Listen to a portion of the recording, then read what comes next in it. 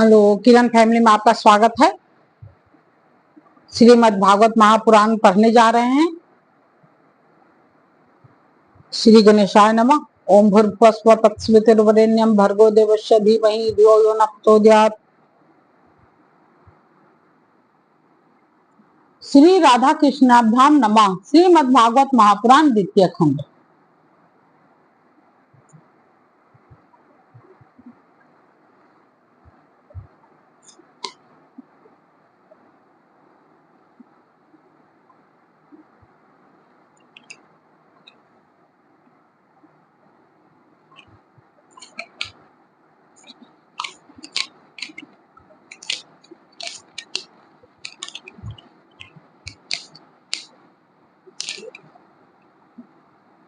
दशम स्कंद अतः द्विष्टिमो अध्याय 62 अध्याय। उषा अनिरुद्ध मिलन।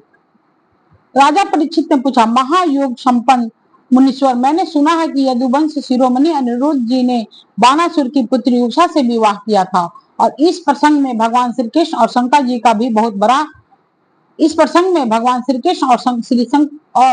शंकर जी का बहुत बड़ा घमासान युद्ध हुआ था। आप कृपा करके यह वृत्तांत विस्तार से सुनाइए। श्री सुखदेव जी ने कहा, परीक्षित, महात्मा बलि की कथा तो तुम सुन ही चुके हो। उन्होंने वामन रूपधारी भगवान को सारी पृथ्वी दान कर दिया था। उनके 100 लड़के थे, उनमें सबसे बड़ा था बानासुर। दैत्यराज बलि का औरस पुत्र बानासुर भगवान शिव की भक्ति में सदा रत रहता था। समाज में उसका बड़ा आदर था। उसकी उदारता और बुद्धिमत्ता प्रशंसनीय थी। उसकी प्रतिज्ञा अटल होती थी और सचमुच वह बात का धनी था। उन दिनों वह परम रमणीय शोणितपुर में राज करता था। भगवान शंकर की कृपा से इंद्र आदि देवता नौकर चाकर की तरह उनकी सेवा करते थे। उसके 10,000 भुजाएं थी। एक दिन जब भगवान शंकर तांडव नृत्य कर रहे थे, तब उसने अपने 1000 हाथों से अनेक प्रकार के बाजे बजाकर उन्हें प्रसन्न कर लिया था। सचमुच भगवान शंकर बड़े ही भक्त वत्सल और शरणागत रक्षक हैं। समस्त भूतों के एकमात्र स्वामी प्रभु ने बानासुर से कहा, तुम्हारी जो इच्छा हो मुझसे मांग लो। बानासुर ने कहा, भगवान आप मेरे नगर की रक्षा करते हुए यहीं रहेंगे।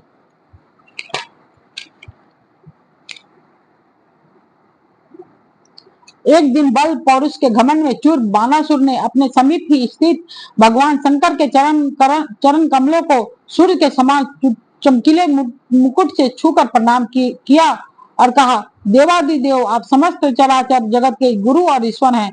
मैं आपको नमस्कार करता हूँ। जिन लोगों के मनोरथ अब तक पूरे नहीं हुए हैं, उनको पूर्ण करने के लिए आप कल्प वृक्ष हैं।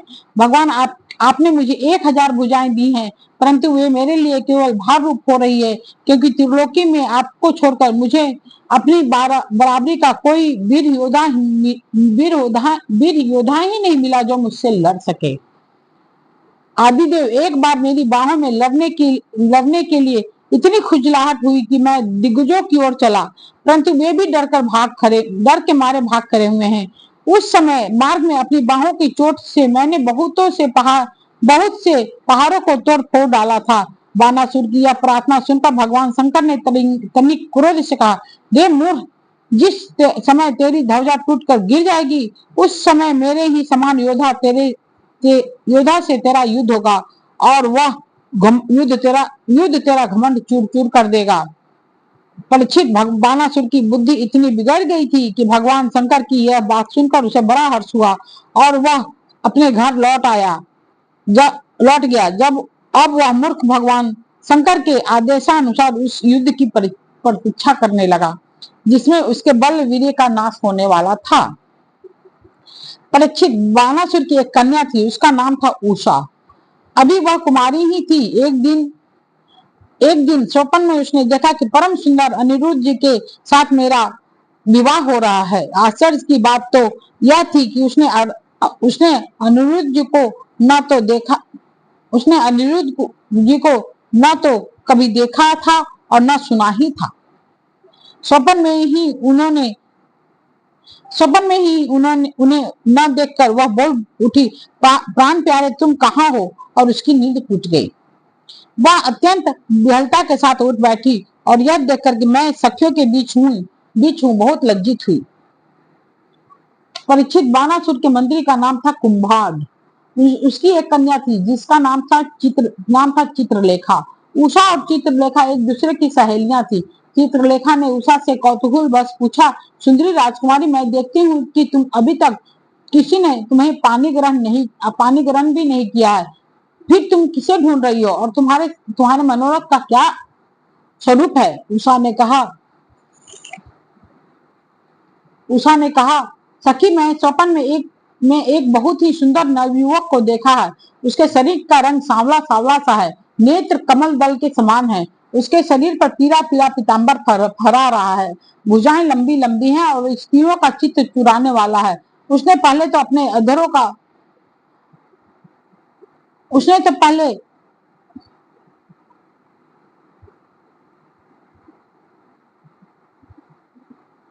उसने तो पहले अपने अधरों का मधुर मधु मुझे पिलाया, परंतु मैं उसे अघा कर पी भी ना पाई। वह मुझसे दुख के सागर में डालकर न जाने कहाँ चला गया। मैं तरसती ही रह गई। सखी, मैं अपने उस प्राण वल्लभ को ढूंढ रही हूँ। चित्रलेखा ने कहा, सखी, यदि तुम्हारा चित्त चोट त्रिलोकी में भी कहीं भी होगा और उसे तुम पहचान सकोगी तो मैं तुम्हारी विरह व्यथा अवश्य ही शांत कर दूंगी। मैं चित्र बनाती हूँ, तुम अपने चित्तचोर प्राण वल्लभ को पहचान कर बता दो, फिर वह चाहे कहीं भी होगा, मैं उसे तुम्हारे पास ले आऊंगी। यूं कहकर चित्रलेखा ने बात की बात की बात में बहुत से देवता, गंधर्व, सिद्ध, चारण, पन्नग, दैत्य, विद्याधर, यक्ष और मनुष्यों के चित्र बना दिए। मनुष्य में उसने वंशी वसुदेव जी के पिता सूर, स्वयं वसुदेव जी, बलराम जी और भगवान श्री कृष्ण आदि के चित्र बनाए। प्रद्युम्न का चित्र देखते ही उषा लज्जित हो गई। परीक्षित जब उसने अनिरुद्ध का चित्र देखा तब वह लज्जा के मारे उसका सिर नीचा हो गया। फिर मंद मंद मुस्कुराते हुए उसने कहा, मेरा वह प्राण वल्लभ यही है।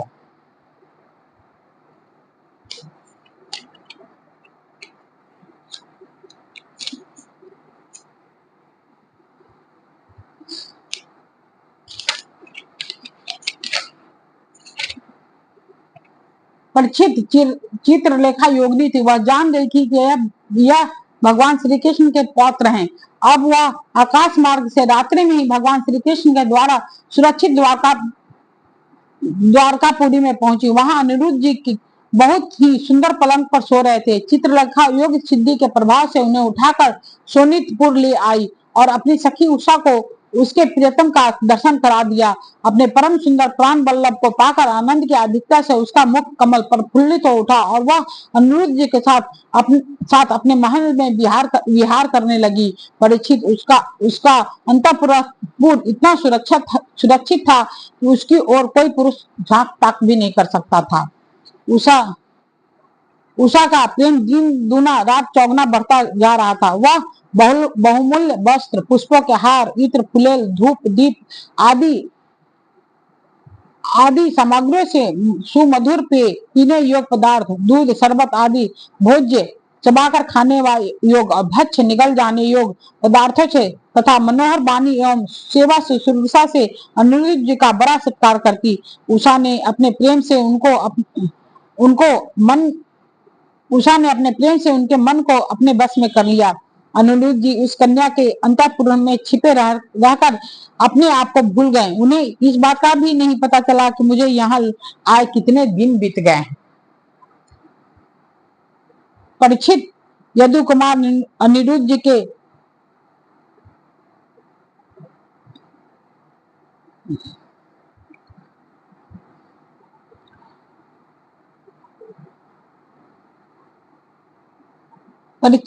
उषा के शरीर पे ऐसे ऐसे चिन्ह प्रकट हो गए जो स्पष्ट इस बात की सूचना दे रहे थे और जिन्हें किसी भी प्रकार छिपाया नहीं जा सकता था। उषा भी बहुत प्रसन्न भी रहने लगी। पहरेदारों ने समझ लिया कि इसका किसी न किसी पुरुष के साथ संबंध अवश्य है।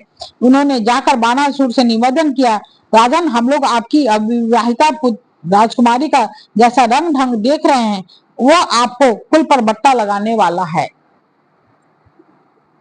प्रभु, इसमें संदेह नहीं है कि हम लोग बिना कर्म टूटे रात दिन महल का पहरा देते रहते हैं। आपकी कन्या को बाहर के मनुष्य देख नहीं सकते, फिर भी वह कलंकित कैसे हो गई, इसका कारण हमारी समझ में नहीं आ रहा है। परीक्षित पहरेदारों से यह समाचार जानकर कि कन्या का चरित्र दूषित हो गया है, बानासुर के हृदय में बहुत पीड़ा हुई। वह झटपट उषा के महल में जा धमका और देखा कि अनिरुद्ध जी वहां बैठे हुए हैं। प्रिय परीक्षित, अनिरुद्ध जी स्वयं कामा अनिरुद्ध जी स्वयं कामावतार प्रद्युम्न जी के पुत्र थे। त्रिभुवन में उनके जैसा सुंदर और कोई न था। सांवला सलोना शरीर और उस पर पीताम्बर फहराता हुआ, कमल दल के समान बड़ी बड़ी आंखें, लंबी लंबी भुजाएं, कपोलों पर घुंघराली अलके और कुंडलों की झिलमिलाती हुई ज्योति, ओठों पर मंद मंद मुस्कान और प्रेम भरी चितवन से मुख की शोभा अनूठी हो रही थी। अनिरुद्ध जी उस समय अपनी सब ओर से सज धज कर बैठी हुई प्रीतमा उषा के साथ पासे खेल रहे थे। उनके गले में बसंती बेला की बहुत सुंदर पुष्पों का हार शोभित हो रहा था। उस हार में उषा के अंग का संपर्क होने से उसके उसमें केसर लगी हुई थी। उसके हार में उषा के अंग का संपर्क होने से उसमें केसर लगी हुई थी। उन्हें उषा के सामने ही बैठा देख बानासुर विस्मित चकित हो गया। जब अनिरुद्ध जी ने देखा कि बानासुर बहुत से आक्रमणकारी शस्त्र अस्त्र से सुसज्जित वीर सैनिकों के साथ महल में घुस आया है, तब वे उन्हें धराशायी कर देने के लिए लोहे का एक भयंकर परीघ लेकर डट गए, मानो स्वयं कालदंड लेकर मृत्यु खड़ा हो। बानासुर के साथ आए हुए सैनिक उनको पकड़ने के लिए ज्यों ज्यों उनको और झपटते, त्यों त्यों वे उन्हें मार मार कर गिराते जाते, ठीक वैसे ही जैसे सूरों के दल का नायक कुत्तों को मार डाले। अनिरुद्ध जी के चोट से उन सैनिकों के सिर, भुजा, जंघा आदि अंग टूट फूट गए। वे महलों से निकलकर भाग गए। जब बलि बानासुर ने देखा यह तो मेरी सारी सेना का संहार कर रहा है, तब वह क्रोध से तिलमिला उठा और उसने नागपाश से उसे बांध दिया। उषा ने जब सुना कि उसके प्रियतम को बांध लिया गया है, तब वह अत्यंत शोक और विषाद से विहल हो गई। उसके नेत्रों से आंसू का धारा बहने लगी, वो रोने लगी। इति श्रीमद्भागवते महापुराणे परमहंसाम संहितायां दशम स्कंदे उत्तरार्धे अनिरुद्ध संबंधो नामक द्विशतितमो अध्याय। कल पढ़ेंगे श्री कृष्ण जी के साथ बानासुर का युद्ध।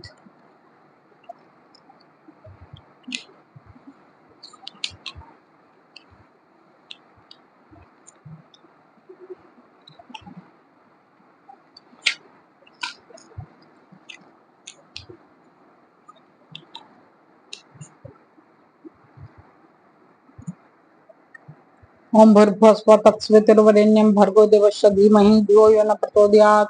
ठीक है दोस्त, हरिओम।